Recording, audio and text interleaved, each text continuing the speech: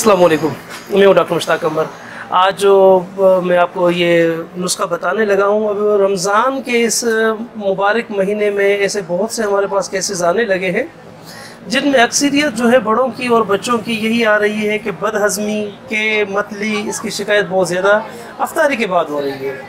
अब इसकी वजूहात क्या है? इसकी वजूहात तो हर आम व ख़ास बंदा जानता ही है कि बदहज़मी किस वजह से हो रही है, और वो भी अफ्तारी के दौरान कि जल्दी जल्दी खाना और ठोस ग़िज़ाएँ अंदर सटकते जाना, ज़्यादा चबाना नहीं, या अगर पानी भी पीना तो बहुत ज़्यादा यानी कि ओवरलोड हो जाना, उस सूरत में बदहज़मी हो जाती है। या अक्सर जो है वाटरमेलन के पीने खाने के बाद हम पानी पी लेते हैं, तो उस सूरत में भी ये बदहज़मी और के मतली शिकायत इसकी हो जाती है, या मोशन वगैरह भी लग जाते हैं। अब इसका इलाज, उस आसान सा सादा सा इलाज, बहुत सादा सा बहुत आसान सा इलाज, इसमें आप बड़ी इलायची के दाने लें 1 ग्राम, उसके साथ साथ सौंफ 1 ग्राम ले लें, और पुदीना अगर खुश्क हो या हरा हो, दोनों सूरतों में आप इस्तेमाल कर सकते हैं 1 ग्राम।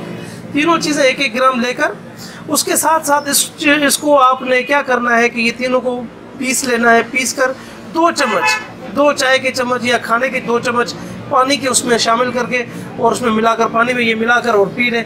फिर फ़ौरन इंशाअल्लाह अज़ीज़ उसी वक्त इंस्टेंट आपको रिलीफ मिल जाएगा। और उसके साथ साथ खाने में एहतियात करें जितना हो सके।